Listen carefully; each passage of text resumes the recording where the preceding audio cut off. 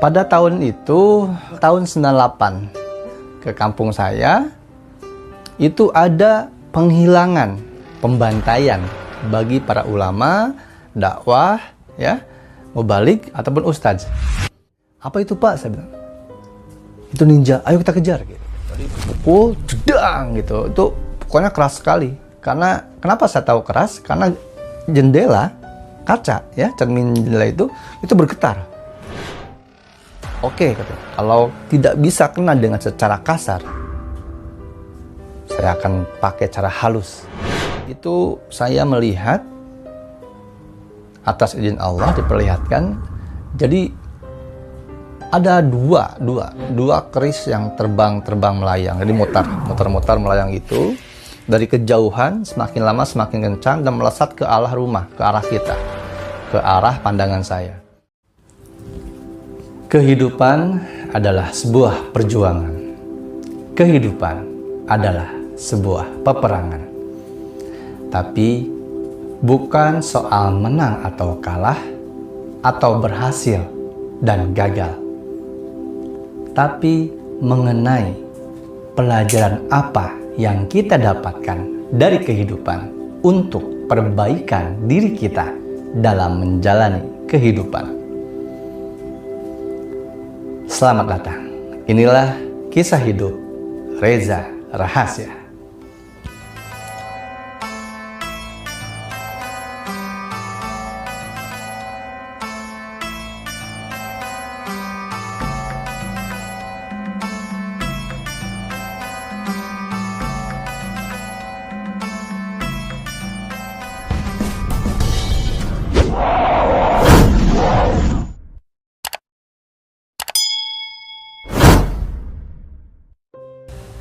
Terima kasih untuk teman-temanku sekalian yang setia menyaksikan dan menunggu episode selanjutnya dari kisah hidup Reza Rahasya.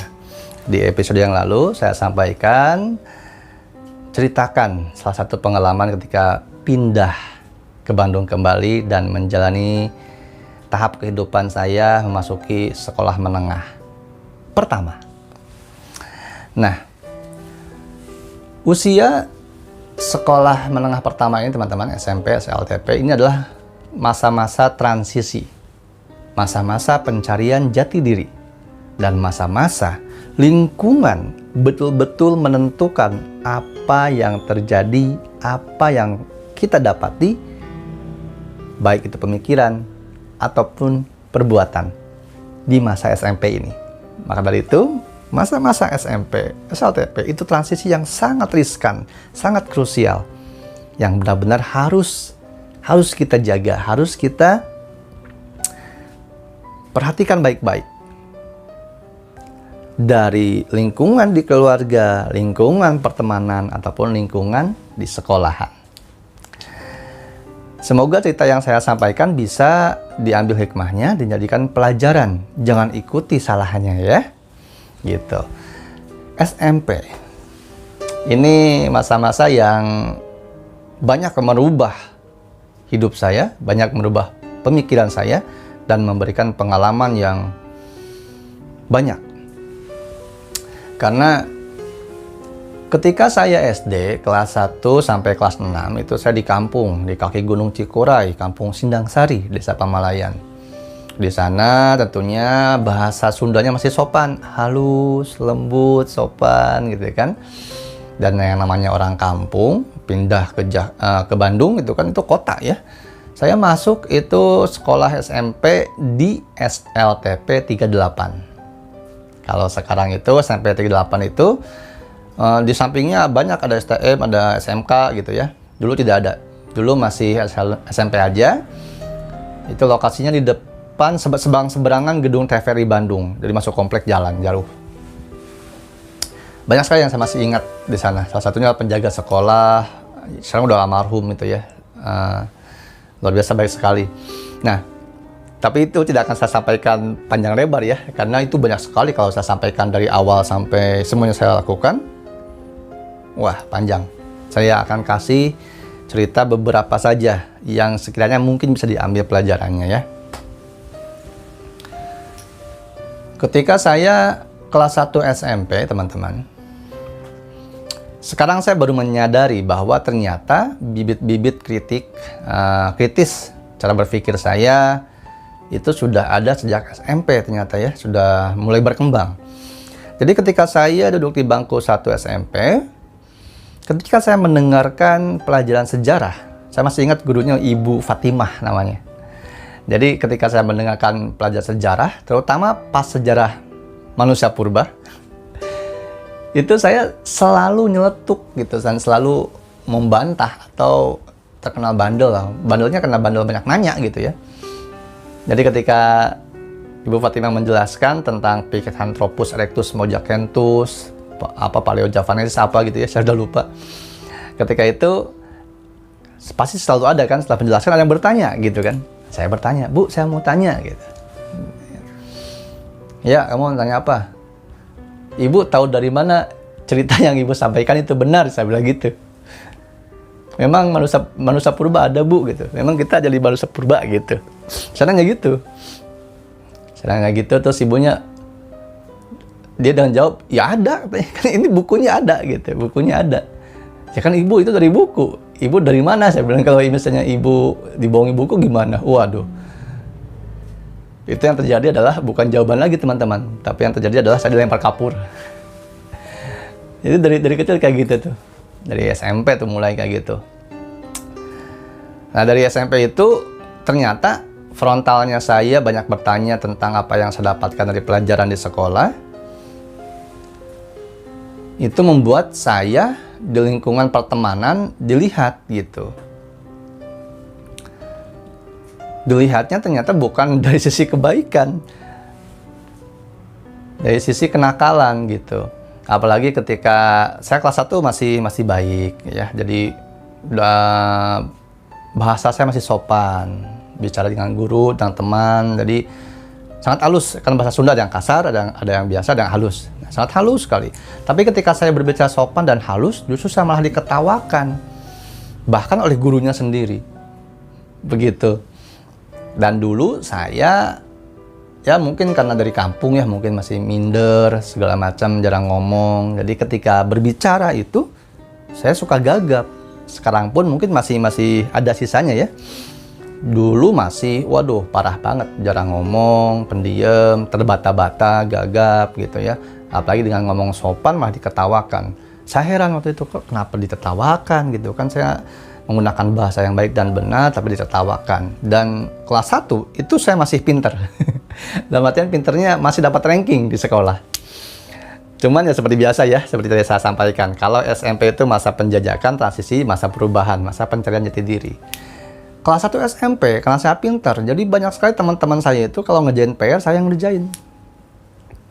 Kalau nggak dikerjain, saya dipukulin gitu. Waduh, kayak banyak lah pengalaman kayak gitu kan. Akhirnya saya ya udah saya kerjain. Sampai suatu ketika ada teman saya, satu kelas, namanya Nandang, saya masih ingat. Saya belum pernah ketemu lagi sampai sekarang. Mudah-mudahan dia masih hidup dan sehat. Ya, walafiat dan bahagia kehidupannya. Dia mendatangi saya ketika saya habis dipukul, ya habis dibullying, karena tidak mau ngerjain PR teman saya tersebut yang lainnya. Nandang bilang bahwa ke saya, katanya, "Kalau hidup di sini," katanya, "kalau kamu baik, kalau kamu diem, kamu pasti akan diinjak-injak. Kamu pasti akan kasarnya adalah diperbudak," dia bilang gitu. "Nggak boleh kamu diem aja, nggak boleh kamu nurutin semua permintaan teman-teman yang lain. Kamu yang belajar, kamu yang jadi PR," dia bilang gitu. "Kamu harus lawan," dia bilang gitu. Ya saya waktu itu kan gimana ngelawan gimana gitu kan. Karena saya dari kecil tidak pernah diajarkan untuk melawan kekerasan dengan kekerasan gitu kan. Melawan kejahatan dengan kejahatan, tidak diajarkan seperti itu. Tapi setelah lama-lama saya berpikir dan mengalami berkali-kali pembulian, pemukulan, perundungan dan sebagainya, akhirnya saya berpikir gitu kan. Dan apalagi dia mengajak saya berteman segala macam. Jadi kalau saya ke kantin dia temenin supaya nggak digangguin gitu. Kenal lah beberapa teman-teman di sana. Nah, selepas kelas 1, kelas 2 SMP, singkat cerita, saya akhirnya memiliki kepercayaan diri penuh. Berubah total gitu ya. Dari awalnya anak kampung yang baik, yang lugu, berubah menjadi sedikit berani. Waktu itu ada ekstrakurikuler tarung derajat, boxer. Ya, tadi saya ikutan, belajar segala macam. Nah, niatnya salah waktu itu kan, niatnya untuk bela diri, tapi kalau ada yang menyerang saya bisa melawan. Nah gitu niatnya. Jadi salah niat, hati-hati teman-temannya. Salah niat, salah perbuatan akhirnya. Jadi ketika saya ikutan segala macam, kelas 2 apalagi ya, jadi seiring kenakalan saya berkembang, maka kepintaran saya menurun. Jadi tidak dapat ranking lagi segala macam. Wah, ini masa-masa yang seru, tapi jangan ditiru ya yang jelek-jeleknya. Kelas 2 itu mulai saya mengenal teman-teman geng-geng, kelompok-kelompok ya. Jadi di sekolah itu yang megang ternyata ada dua kubu. Jadi kubu si A ya, saya nggak usah sebut nama ya, siapa tahu orang yang nonton. Siapa tahu orang nonton tapi udah insaf, nggak tahu juga kan, jadi kasihan. Ada kelompok si A dan kelompok si B gitu, dua kelompok. Nah saya ini harus milih salah satu, karena kalau saya nggak milih ya kemungkinan saya dirundung, dibully dan oleh dua pihak gitu. Tapi kalau saya gabung salah satu, maka saya punya backup gitu. Waktu itu saya masih partisipan aja gitu kan. Nah, kelas 2 itu saya mulai belajar, gabung nongkrong sama teman-teman, belajar main gitar, belajar tahu musik. Musik yang pertama saya kenal dan saya tahu itu adalah musik Nirvana, grunge. Jadi diajarin sama Hendra Cobain. Belum ketemu lagi sampai sekarang, semoga dia masih hidup dan sehat selalu, bahagia ya. Dia ngajarin saya gitar, segala macam, bla bla bla. Nah, suatu ketika, singkat ya, ada satu kejadian ketika saya kelas 3. Ada satu kejadian, jadi saya tuh dari dulu tidak pernah berkelahi kalau urusan pribadi. Kalau dia dengan sayanya pribadi. Tapi kalau urusannya misalnya teman saya yang disakiti, teman saya yang diapa-apakan, itu saya biasanya suka berada di depan. Suatu ketika saya pernah menghadapi teman saya kelas 3 itu sebangku sefajar. Jadi dia tuh ada satu orang anak kelas 2 SMP, adik kelas tuh. Tapi ya karena dia salah satu panglima di geng tersebut, jadi dia berani tuh datang ke kelas kita, kelas 3, marah-marahin si Fajar karena konon katanya biasa kasus perempuan tuh. Nah, pacar ini katanya ini kesini segala macem. Nah, saya melihat teman saya dimaki-maki, temannya ya sahabat dekat yang sudah sangat seperti saudara. Bangkit tuh emosi saya gitu, bangkit emosi segala macam. Akhirnya saya mukul duluan ke adik kelas tersebut yang marah-marahin, yang maki-maki sahabat saya. Saya mukul duluan, ketika sudah pukul dia ngancam, awas, lihat aja nanti pulang, kata gitu. Wah, apaan nih lihat nanti pulang gitu kan. Ternyata ketika saya pulang bersama Fajar berdua, saya masih ingat kok, itu lokasinya di depan masjid ya. Jadi ternyata mereka sudah siap kali itu 3 kelas, kita 3 kelas. Sekitar 3 kelas, orang-orang sudah siap menghadang kita. Dan jalan satu-satunya emang ke situ. Waktu itu belum banyak jalan untuk pulang. Ya akhirnya terjadilah pengeroyokan di sana. Jadi saya dikeroyok oleh 3 kelas tersebut, jumlahnya sekitar segitu ya, karena tidak saya sempat ngitung, masa dipukulin ngitung dulu berapa orang. Yang pasti banyak banget, sampai saya masuk ke got, ke trotoar. Alhamdulillah, wasyukurillah, waktu itu ada anak SMA, kakak SMA menyelamatkan, berhasil selamat. Itu salah satunya cerita saya di SMP. Masih banyak lagi tapi tidak saya akan share semuanya, apalagi kejadian setelah itu ya, karena ini takutnya mengundang fitnah atau kecurigaan dan lain sebagainya. Yang pasti yang saya sampaikan teman-teman adalah seperti awal, ketika niat kita salah, maka perbuatan kita akan salah. Dan apa yang kita dapatkan? Keburukan. Saya mempelajari bela diri untuk bukan membela diri, tapi untuk bisa membalas pelaku perundungan, pembulian. Yang akhirnya ketika saya punya rasa saya bisa bela diri, timbul sombong diri saya, timbul kepercayaan diri, keangkuhan. Ketika ada orang seperti itu, saya main tangan. Dan akhirnya dikeroyok. Ya. Nah, padahal hakikatnya sebenarnya ketika seseorang itu menguasai ilmu bela diri, dia jago bela diri apapun itu, mau silat, mau main po, mau jiu-jitsu, mau bela diri apapun, muay thai. Sesungguhnya pendekar yang sejati adalah bukan pendekar yang bisa menaklukkan seluruh pendekar yang ada di bumi, tapi dia yang bisa menundukkan hawa nafsunya secara pribadi, yang bisa mengontrol emosi amarahnya untuk tidak melakukan kejahatan-kejahatan, tidak melakukan pemukulan-pemukulan, ataupun tidak melakukan perusakan. Karena bela diri, membela diri. Seperti itu. Ini satu kisah yang saya sampaikan. Di episode selanjutnya saya akan sampaikan kembali masa saya ketika masih SMP.